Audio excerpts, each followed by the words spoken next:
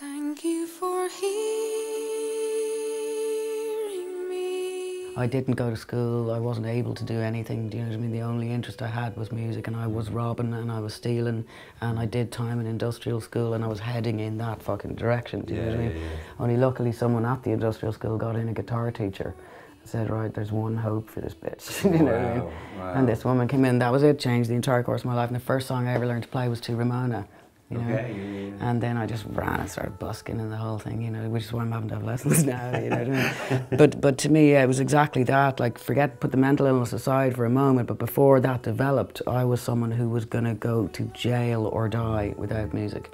And every therapist I've ever had over the years has said the same thing, that I would actually be dead if not for music, do you know what I mean? And the kids, but before the kids came along, there was enough reason for me to exit this planet, if not for music, do you know?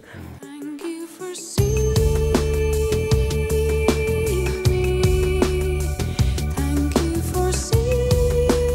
Harlan chuig an Imeall, gach dearlín ar le thuirtar sé de ar TG4.